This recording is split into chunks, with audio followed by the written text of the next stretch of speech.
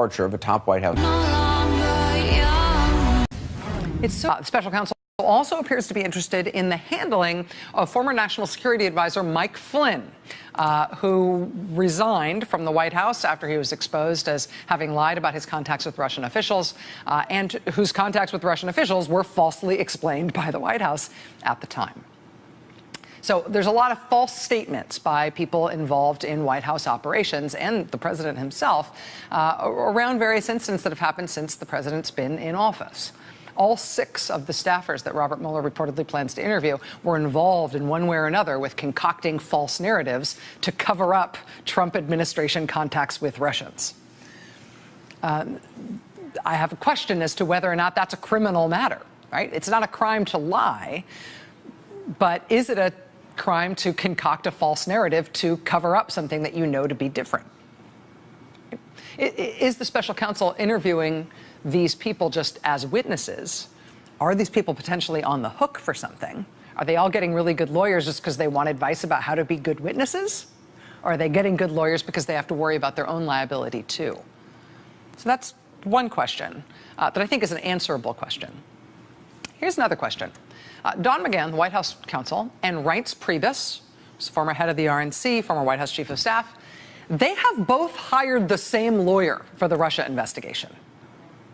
Now, I mean, maybe they're just going in together to cut the cost, although I don't think it works that way. But that is kind of strange. Isn't it possible that Don McGahn, as a current White House official, and Reince Priebus, as a former White House official, isn't it possible that they could end up having conflicting interests in this investigation? One of them is gone from the White House, one of them is still there. They may have been in the room for a lot of the same decisions, but presumably they could have interests here that diverge, or they could be called upon as corroborating witnesses for each other's stories. So for them to not just have the same law firm representing them, but the exact same lawyer, that seems strange. Can they do that? Also, one other question.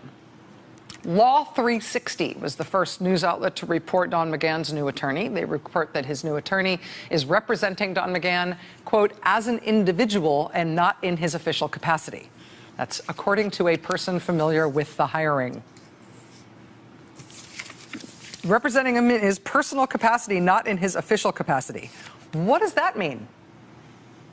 He's got this new lawyer to like represent him for his unpaid parking tickets or something? I mean, Don McGahn isn't implicated in this in his personal capacity. He's implicated in the Russia thing because he's the White House counsel. So you're going to represent him, but not as White House counsel? I'm sure that means something to people who know this stuff. Fortunately, someone who knows this stuff joins us next. Hey there, I'm Chris Hayes from MSNBC. Thanks for watching MSNBC on YouTube. If you want to keep up to date with the videos we're putting out, you can click subscribe just below me or click over on this list to see lots of other great videos. Departure of a top White House. All in all, Hope Hicks, her story is quite a story, and it's not over yet. More now from Randy Kay. I'm 28 years old, and I am the press secretary for the Donald J. Trump for President campaign. It was a swift rise for Hope Hicks, who went from modeling and acting early on to handling PR for Ivanka Trump's fashion line after college. By 2014, Hicks was managing communications for the Trump Organization, and soon her job would change again. She used to be in my real estate company. I said, "What do you know about politics?" She said, "Absolutely nothing." I say, "Congratulations, you're into the world of politics," right? Hicks told New York Magazine, "Mr. Trump looked at me and said, 'I'm thinking about running for president, and you're going to be my press secretary.'" During the campaign, Hicks reportedly had a note from candidate Trump above her desk that read simply, "Hopi, you're the greatest." Hope, get up here. She's always on the phone talking to the reporters, trying to get the reporters to straighten out their dishonest stories. Hicks had zero political experience, yet she was almost always by Donald Trump's side. Through it all, her voice rarely heard in public. She didn't even release a statement after a very public screaming match with former campaign manager Corey Lewandowski. And at this campaign event in Alabama, she seemed hesitant even to just say a few words. Hi! Merry Christmas, everyone! And thank you, Donald Trump! With her position in the White House, Hicks gained access to the world stage, taking part in this intimate gathering with the Pope, and also the Japanese Prime Minister's state banquet, where Hicks stole the spotlight in her black tuxedo. Her access to the president put her at the center of several key investigations, too. On Russia, she's been interviewed by Special Prosecutor Robert Mueller's team multiple times. Just yesterday, she was in front of the House Intelligence Committee answering questions for about 8 hours, admitting that sometimes she was required to tell white lies in the Trump administration, but insisting she never lied about substantive matters. So much stuff goes through her as the conduit between outsiders and the president that she really sits in a particularly important seat for Mueller. And Hicks was also involved in the aftermath of Don Jr.'s meeting with the Russian lawyer at Trump Tower last year. On board Air Force One, helping craft the now infamous press release, claiming the meeting was about adoption. We've since learned it was really about dirt on Hillary Clinton. Hope Hicks also helped craft the initial White House response to allegations of domestic abuse by now former top aide Rob Porter, with whom she was romantically involved. Porter denied the allegations and resigned. Now, the woman who rarely says a word in public will be taking her silence with her as she departs the White House. Randy Kay, CNN, New York. More now on her departure, which follows her testimony to the House Intelligence Committee. Joining us now, a Democratic member of that committee, Congressman Joaquin Castro of Texas. Thanks so much for being with us. Oh, thanks for having me here. CNN is reporting tonight that Hope Hicks said that the kind of white lies that she was talking about were things like telling people that Trump was in a meeting when he wasn't, or spinning news favorably for her boss. Can you say anything more about what she meant by white lies? No, and the indication was that it was basically small stuff, that it wasn't substantive stuff. And actually, because I heard Congressman Rooney about 30 minutes ago describe the question was actually, has the president ever asked you to lie? It was not whether you've ever lied for the president. What we were trying to get at is the president's actions and behavior in that question. I mean, her resignation does come a day after testifying before the committee that you're on. Do you think the two are in any way related? Quite possibly. Also with the reporting that the president may have berated her for being honest, really. But, you know, I told a few people yesterday, because they asked me, what was your impression of her? And there was a point there where, when she was going through that series of questions, that her face almost looked as if she was saying, you know, why did I ever get involved with these people, with Donald Trump? That was the sense. That was my sense when I was looking at her as she was struggling to answer these questions. You know, why did I ever get involved with this? And remember, she was not involved in politics before the president asked her to become part of a very consequential, the biggest campaign you can join, a presidential campaign. And as the president said she knew nothing about politics before he decided to make her the press secretary, and now obviously the communications director. I mean, do you believe that the committee should subpoena her? I mean, because she basically did not answer, as many people have before this committee. She refused to answer questions, basically citing executive privilege, as I understand. Yeah, she did cite executive privilege, but it went beyond that. Even when there was a question where it was clear that the answer would not be covered by executive privilege, I saw something yesterday that I hadn't seen before, which is for her lawyer to say, we'll take that under advisement, or we're just not going to answer that question. That was the first time that somebody came in, an attorney, and was that arrogant about flouting the jurisdiction of the committee. The only way to actually subpoena her is if the Republicans on the committee agree to it, and that seems unlikely. I mean, they don't seem to show any willingness. Yeah, I mean, you asked me what I think we should do. I think if we're doing a fair job and a thorough job, we ought to subpoena her. If she comes in on subpoena and doesn't answer those questions still, then you would hold her in contempt. Then, at that point, you go in front of a court and a judge decides what happens. Because, I mean, in a White House where I mean, I don't think the departure of a communications, director like this, or somebody, a close assistant to the president, would be such a big story if this White House wasn't organized in the disorganized way that it is, where there aren't necessarily clear lanes, or, I mean, at least initially there weren't. It's certainly cleaned up. And she admitted as much. You know, she mentioned that when you work for Donald Trump, you work for Donald Trump, that he has the final say above the campaign manager, above the chief of staff, above everybody else. Fascinating. Congressman Castro, thank you very much. Appreciate your time. When we continue, breaking news from the Washington Post, Robert Mueller looking into the circumstances last summer when President Trump seemed determined to fire Attorney General Jeff Sessions. Also later, a special conversation with Bob Woodward and Carl Bernstein of Watergate renown. Their reporting for the Washington Post, of course, played a key role in the unraveling of a president. We'll get their take on what's happening now.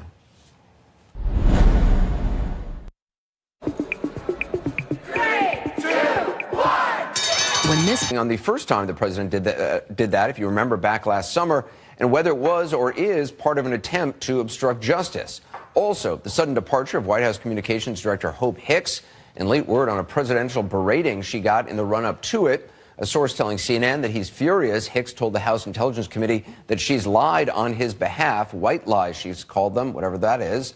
In addition, tonight, an exclusive conversation with Bob Woodward and Carl Bernstein about what they are seeing in this White House and the inevitable comparisons with Watergate and the Nixon administration. They don't talk about it often. Tonight, they will in depth. We begin, though, with CNN's Jim Acosta at the White House. Jim, I understand you have some new reporting about Hope Hicks and Mueller's investigation as well.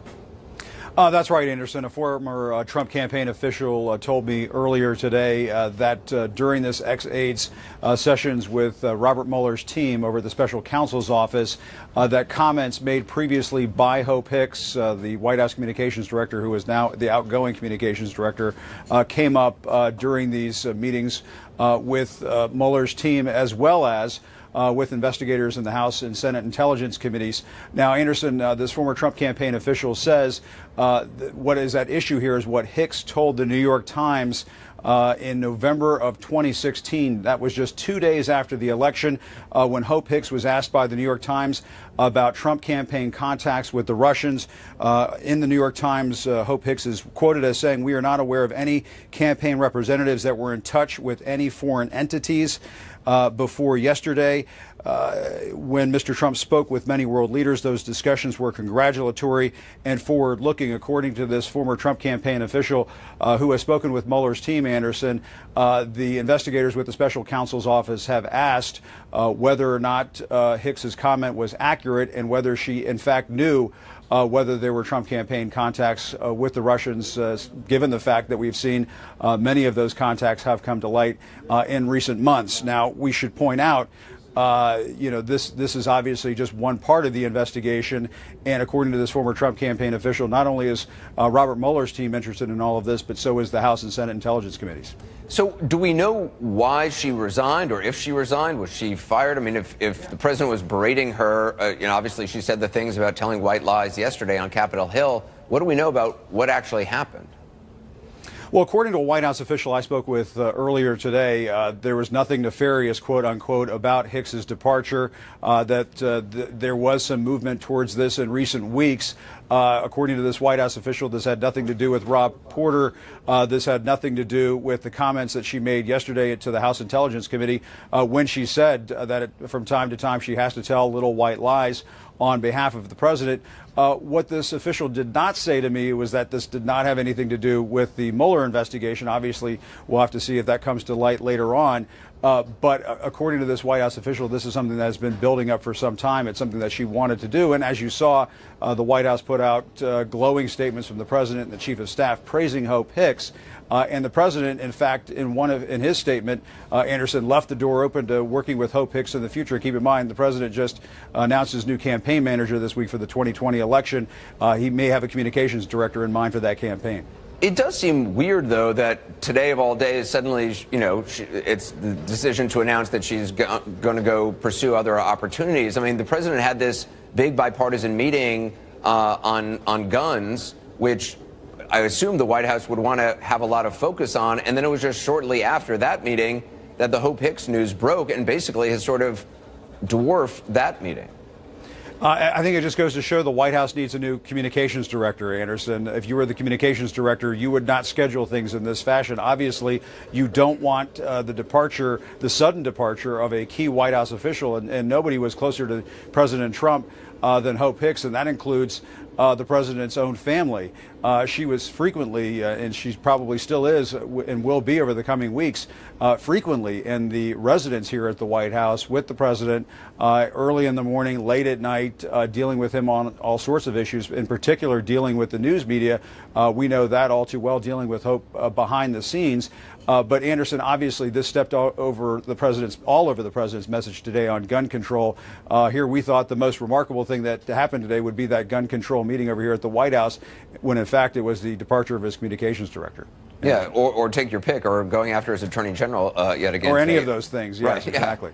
Yeah. Jim Acosta, thanks for reporting with me here. Is Jen Psaki, David Chalian, and Gloria Borger. I mean, Gloria, it is hard to overstate the importance of Hope Hicks. I mean, people at home maybe they've seen pictures of her, but I mean, during the campaign, I remember doing interviews with then candidate Trump, and it seemed like the whole campaign for a while was just Trump, Corey Lewandowski, and Hope Hicks. Totally. She's always been around. She's the Trump whisperer. She's completely 100% loyal. She's young.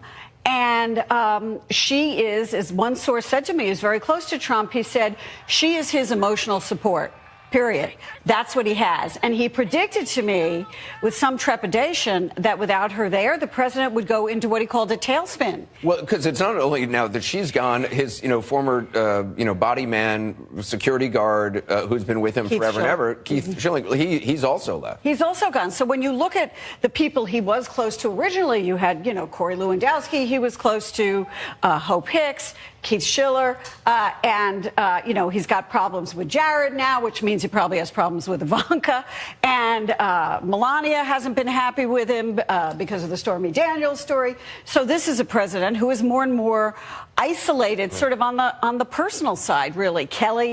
General Kelly is cutting off his phone conversations with all of his old friends. So he's kind of alone. David, a source told CNN, a source close to the White House told CNN that the president berated Hope Hicks about the statement that she had made yesterday. Yeah, we know that this president responds to the headlines and the news coverage that he consumes, and it was a terrible day of news coverage for Hope Hicks between her testimony last night and everywhere this morning was like Hope Hicks, White House communications director who speaks on behalf of the president of the United States, white lies. It was just everywhere.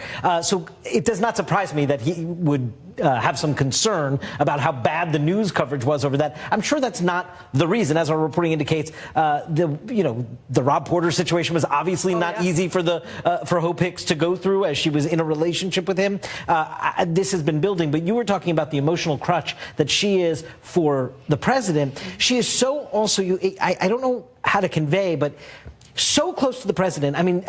No communication staffer in any White House that I know of, Jen could correct me if I'm wrong, would spend as much time in the Oval Office with the president, at the president's side, as Hope Hicks did. She also was so emotionally invested in this, which is why I think we hear of this being a rather sort of emotional, tearful goodbye that she was giving today, because she is a pure loyalist to the president. Jen, you were a White House communications director, you know the job.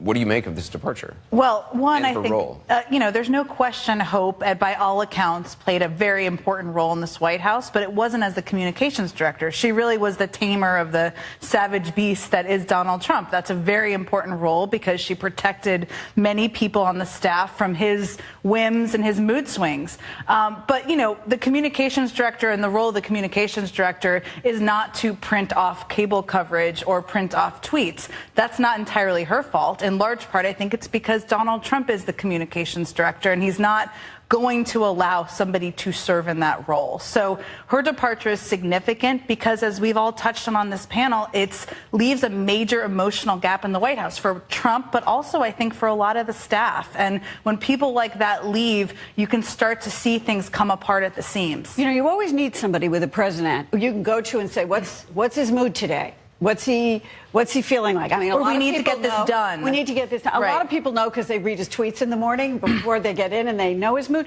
But you need somebody who kind of gets it. And she's that person. So we got to ask, again, the president publicly shaming his own attorney general. This is so, bizarre. It's happened before, but it seems like now it's happening again. It's got to be embarrassing for Jeff Sessions. It's got to be humiliating for Jeff Sessions, yet he continues to hang in. He does hang in, and he issued this statement today that he was defending the Constitution, but I think he has become sort of the Kate McKinnon version on SNL of him. It is, I cannot think of a cabinet member or a senior member of an administration to have to suffer this kind of public humiliation for an entire year now, Anderson. This is his handpicked attorney general. Jeff Sessions was one of the first statewide elected officials who was on board with Trump in the primaries and really went out there for him, campaigned all across the country. So it, again, I think is a lesson about the one-way street of loyalty. But it also comes on a day now the Washington Post has been reporting, and we're going to talk to one of the reporters on that story, that Mueller is actually looking into the past comments, the public shaming that President Trump did of his attorney general, to see if it's part of an obstruction of justice to basically get rid of him and put in somebody more compliant to oversee the Russia investigation. Which you have to imagine there's sort of an emotional switching going on in Donald Trump's head. Do I keep him? I sort of control him. I've made him the incredible shrinking Jeff Sessions. Do I try to get somebody else? If you're Jeff Sessions, you're at the end of your career and you are thinking, I want to leave on my terms, which is probably what is going on with Rex Tillerson, what's going on with Jared Kushner, a number of people in that White House. But what he has allowed Trump to do is to minimize him and make him look like But he's also, I mean, of all the people that the president has around him, in terms of somebody who's actually executing conservative agenda. He's doing it. He's actually doing it. He's putting in, it doesn't get a lot of news coverage, but I mean, he's actually doing it. But even when he does it, sort of saying we're going to crack down on leaks, people are reporting as if, oh, he's just trying to get in with the president again. He's trying to get on his good side. When in fact, Jeff Sessions is a real conservative. But I'll tell you what, today, Jeff Sessions did, for the first time, come out punching a little bit. I mean, I'm not sure it's going to do him that much good, but he did defend the Department of Justice. He did release a statement saying we're doing the right thing by sending this to the, to the Inspector General. The Inspector General can clearly refer things for criminal prosecution, and he publicly said something which he hasn't done the past. Yeah. So maybe he's making progress. All right, as I said, we're going to talk to the Washington Post reporter, one of them who broke this story, coming up. Our breaking coverage continues from Washington tonight. Hope Hicks's rise from Hope Who to a key position in the Trump campaign and the Trump administration. Later, my exclusive conversation with two individuals who have seen and reported on so many pivotal stories here. Perspective on all of this from Bob Woodward and Carl Bernstein. Ron, something's going on at Schwab. Oh, really? Thank you. Clients? Well, J.D. Power did just rank them highest in investor satisfaction with full-service brokerage firms. Again. And online equity trades only $4.95. I mean, you can't have low cost and be full service. It's impossible. It's like having your cake and eating it, too. Roughly 24 hours after meeting with the House Intelligence Committee, where she admitted telling white lies on behalf of the president. A White House official tells CNN Hicks' resignation did not have anything to do with her testimony yesterday, but a source close to the president says he criticized her for admitting to telling lies on his behalf. Out front now, Republican Congressman from Florida, Tom Rooney, who sits on the House Intelligence Committee. Congressman Rooney, you were in the room. Do you think Hicks' testimony had anything to do with her sudden departure from the White House? I don't know. I mean, I read somewhere today that there was reports that she had told some of her friends a few days ago that she was talking about leaving. So, I mean, it may have played a role, but I'm not sure it was the determining factor. But I wouldn't blame her.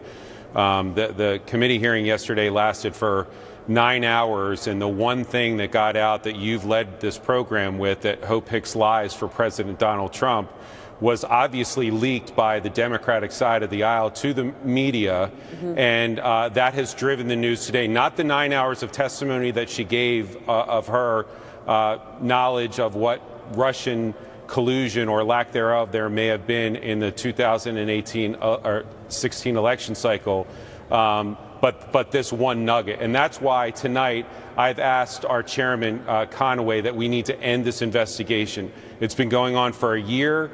We've interviewed scores of witnesses, and now we've gotten to the point now where we're literally bringing people in for 9 hours just so the Democrats can leak to the press something as ridiculous as white lies, not having anything to do with the Russia investigation, but that drives the whole story for the whole next day. So I want to ask you a couple questions, but let me just, because it is important, and you were there, so you'll know.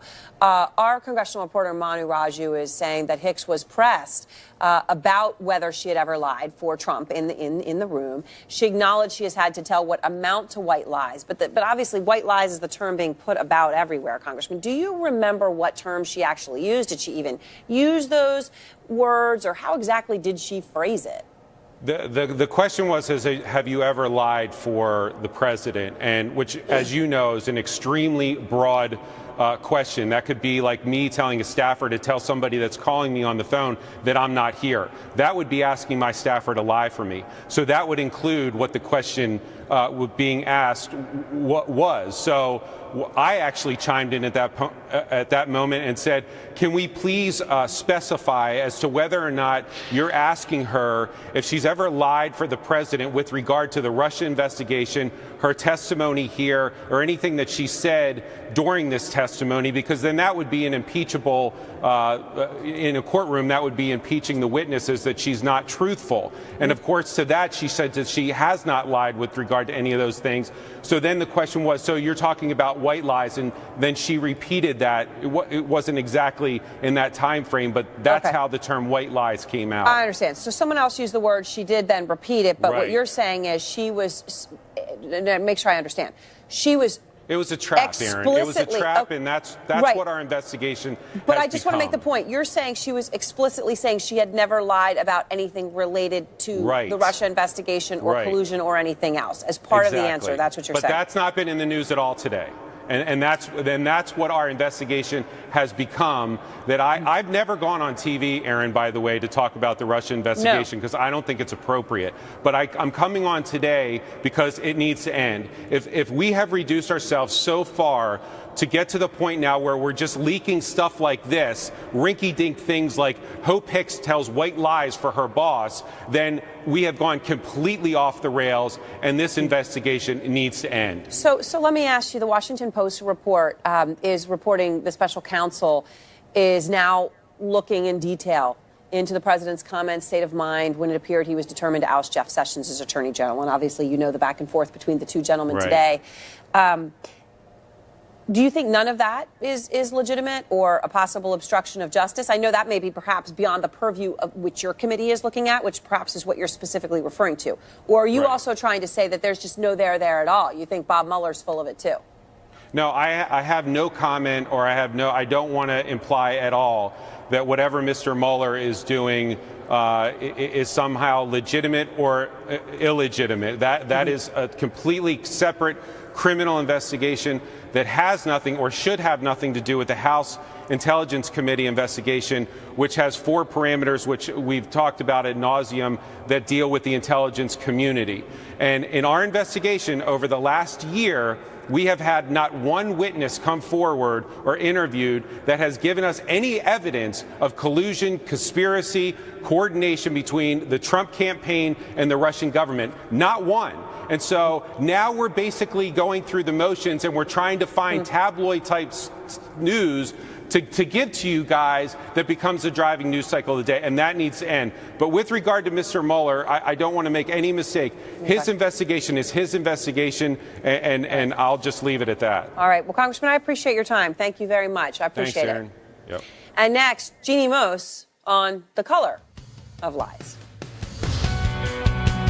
At Farmers, we've seen almost everything, so we know how to cover almost anything, even a red-hot mascot.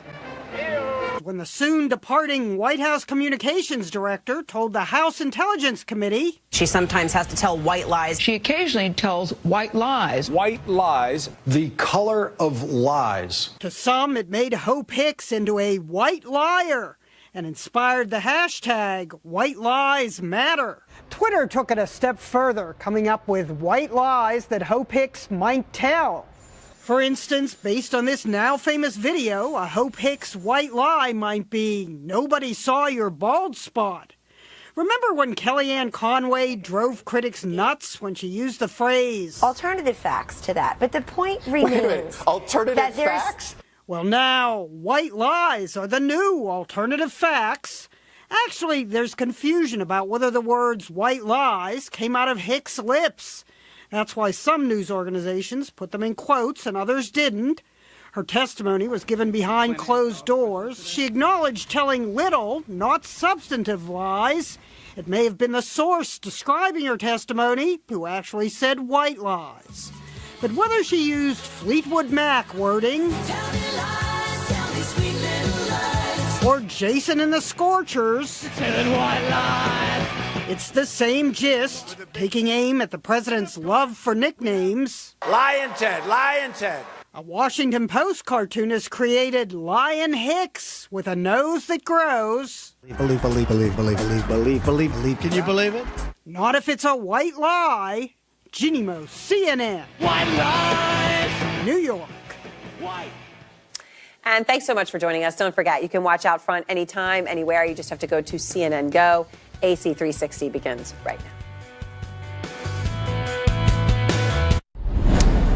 Good evening from Washington. What a day. A lot of breaking news tonight, and that's on top of even more big developments all day long. In just the last hour or so, new reporting on the president and his attorney general, Jeff Sessions, who he publicly shamed yet again today.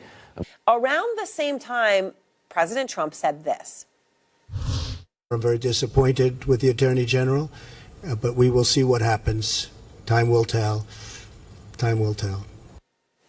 Now, Sessions didn't respond at the time, but now, after the president has said many things like that about him, he is fighting back against the president's latest public shaming. Sessions responding to the president this morning, and I'll explain exactly what happened here, saying, quote, "I will continue to discharge my duties with integrity and honor, and this department will continue to do its work in a fair and impartial manner according to the law and Constitution."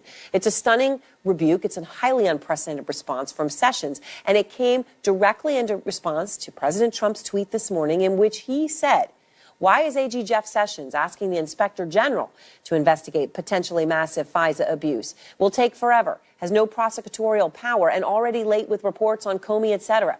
Isn't the IG an Obama guy? Why not use Justice Department lawyers? Disgraceful." Now, we have these angles covered tonight. I want to go, though, first to Josh Dawsey of the Washington Post, who joins me on the phone with this breaking news. So, Josh, your headline on the story, Mueller investigation and examining Trump's apparent efforts to oust Sessions in July. What is the bottom line of your report tonight?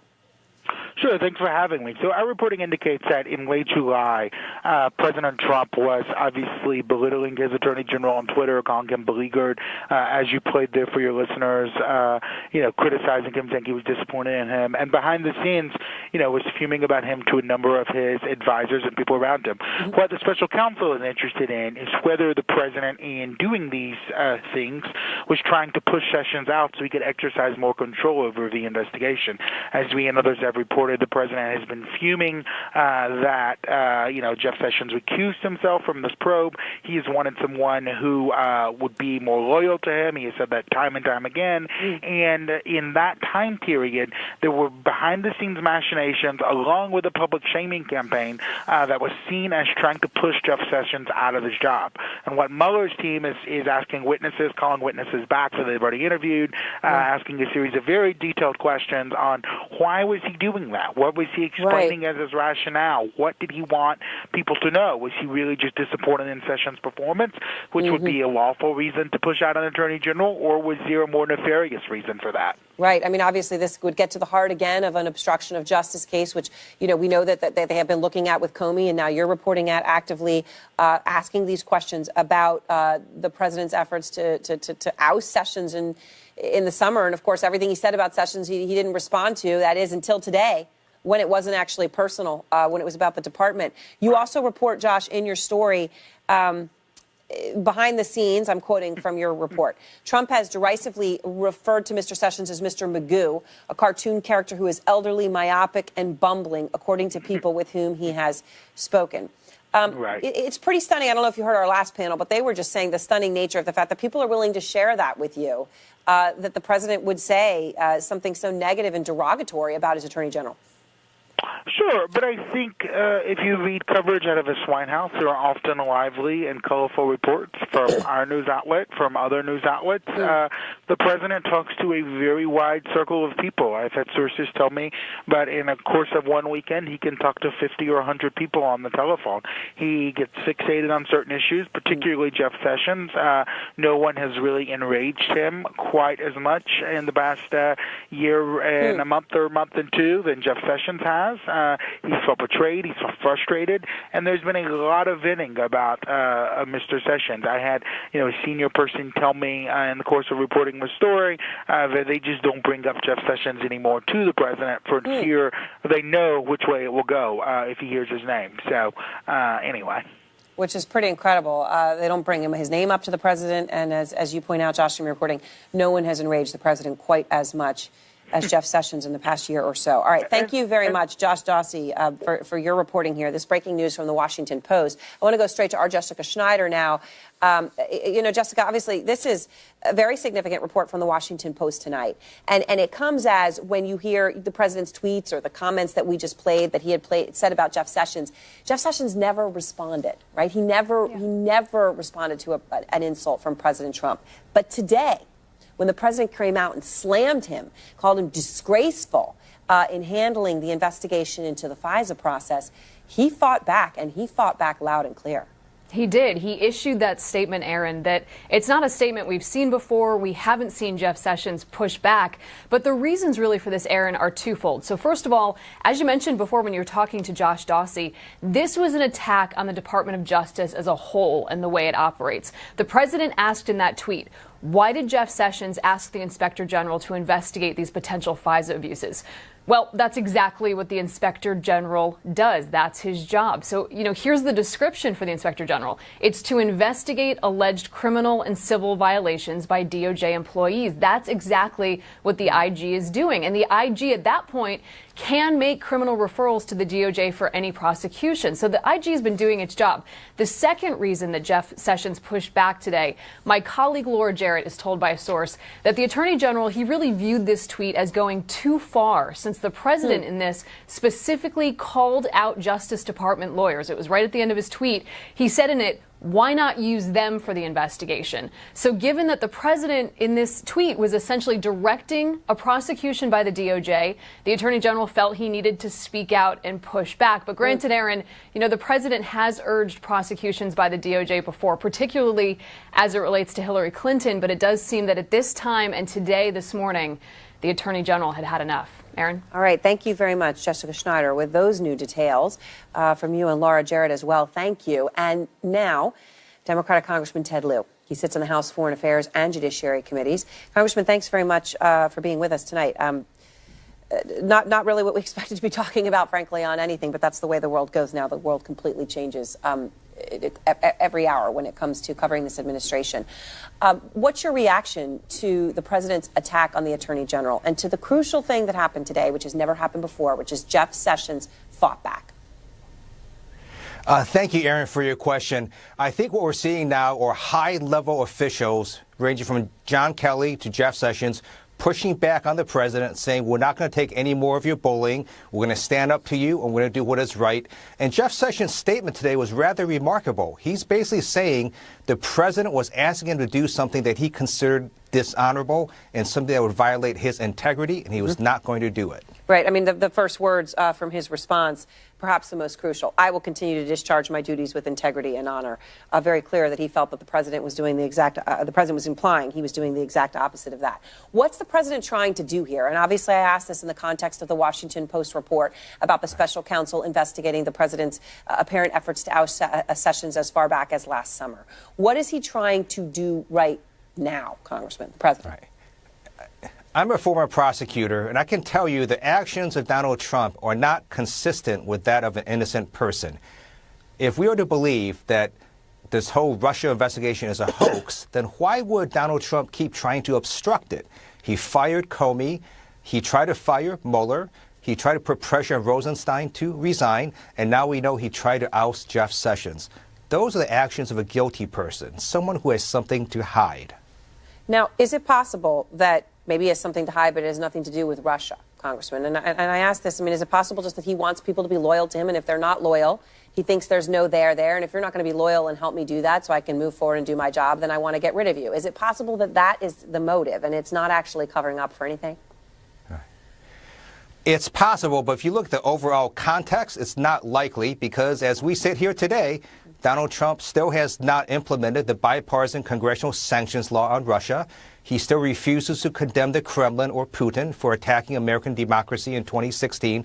And he still has not ordered the NSA or FBI to prevent another attack. So if you take that into context, it looks more like he has something to hide specifically about the Russia investigation. And just one more reaction here to this report in the Washington Post that Mueller is looking at Trump's apparent efforts to oust Sessions as far back as July.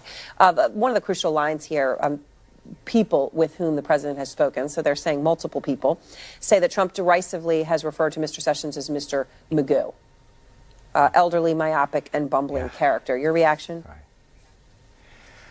I'm not surprised. I think that could explain one reason so many administration officials have already departed the White House.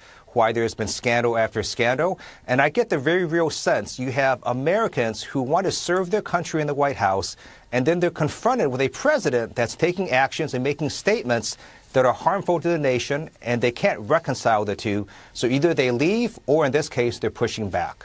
Thank you very much, Congressman Liu. Appreciate your time. Thank you, Aaron. And now, the guns meeting. It was an extraordinary meeting between the president and lawmakers from both parties. It was all on camera, as the president wanted it to be. Trump at one point calling out members of his own party, saying they're, quote, afraid of the NRA. Here's how that played. It doesn't make sense that I have to wait till I'm 21 to get a handgun, but I can get this weapon at 18. I don't know. So I was just curious as to what you did in your bill. You don't address we didn't address it, Mr. President. Look, I think you know why? Because you're afraid of the NRA, right? Phil Mattingly is out front. And Phil, look, he didn't mince any words. He said that multiple times. What's the reaction on the Hill to the president's meeting? Yeah, Aaron, surreal. That was the word used by Senator John Cornyn, the second-ranking Republican who was in the room seated right next to the president.